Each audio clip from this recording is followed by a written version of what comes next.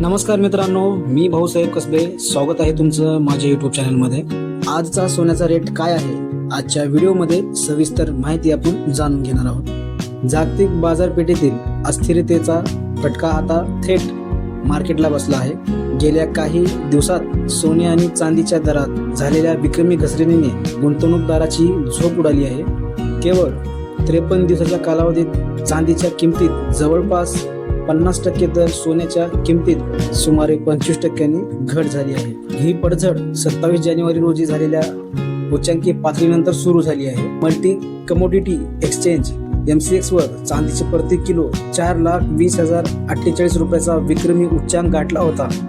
मात्र आता ती कोसळून सुमारे 2,06,360 रुपये इथवर आली आहे. मात्र आता ती कोसळून सुमारे 2,06,360 रुपयावर आली आहे. तर सोन्याचा दर 1,80,779 रुपयावरून सरकत सुमारे 1,35,800 रुपये प्रति 10 ग्रॅम पर्यंत खाली आला आहे.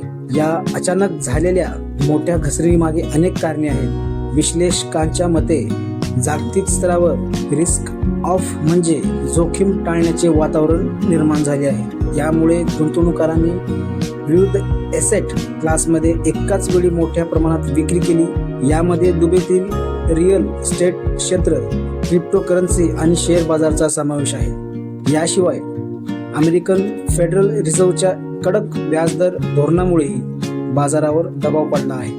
2026 मध्ये व्याजदर कपातीची शक्यता कमी असून पुन्हा एकदा दरवाढीचे संकेत मिळत आहे.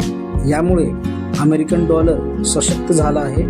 डॉलर मजबूत झाल्याने सोने चांदीसारख्या व्याज न देणाऱ्या गुंतवणुकीचे आकर्षण कमी झाले आहे.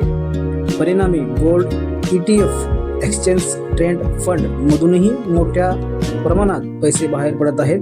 राजकीय तणाव वाढला असला तरीही सध्या बाजारातील अनिश्चितता कायम आहे. सध्याची घसरण थांबवण्याचे नाव घेत नसून पुढील काळात सोने आणि चांदी आणखी स्वस्त होऊ शकते असे तज्ज्ञांचे मत आहे. जाणकारांच्या अंदाजानुसार सोने पुढे जाऊन सुमारे 1,15,000 रुपये प्रति 10 ग्रॅम पर्यंत खाली येऊ शकते. आंतरराष्ट्रीय बाजारात ही पातळी 3,450 ते 3,500 डॉलर प्रति ओस या दरम्यान असेल. तर चांदीच्या बाबतीत ही घसरण अधिक तीव्र होऊ शकते. आंतरराष्ट्रीय स्तरावर चांदी $50 प्रति ओसच्या घरात जाऊ शकते. भारतीय बाजारात MCX विचार करतात चांदी प्रति किलो 1,75,000 रुपयापर्यंत खाली घसरण्याची शक्यता वर्तवण्यात येत आहे. बाजाराचा इतिहास पाहता युद्ध किंवा संघर्षाच्या सुरुवातीच्या टप्प्यात सोने चांदीच्या किमतीत घसरण होताना दिसून आली आहे. मात्र नंतरच्या टप्प्यात या बाजाराने जोरदार सरकार दिली आहे. त्यामुळे सध्याची घसरण ही गुंतवणुकीची संधी ठरू शकते, परंतु यामध्ये जोखीमही तितकीच मोठी आहे. तज्ज्ञाच्या सल्ल्यानुसार सध्याच्या परिस्थितीत घाईघाईने कोणताही निर्णय घेणे टाळावे. ज्यांच्याकडे दीर्घकालीन गुंतवणूक दृष्टिकोन आहे त्यांनी हळूहळू खरेदीचा विचार करता येईल. मात्र किमतीत अजूनही मोठी घसरण होण्याची शक्यता लक्षात घेता स्टॉप लॉसचा वापर करणे आणि बाजारातील घडामोडीवर बारीक नजर ठेवणे गरजेचं आहे. तर सोने चांदी बाजारातील किमती जागतिक घटकावर अवलंबून असतात. इथे दिलेली माहिती आणि अंदाज केवळ माहितीच्या उद्देशाने आहेत.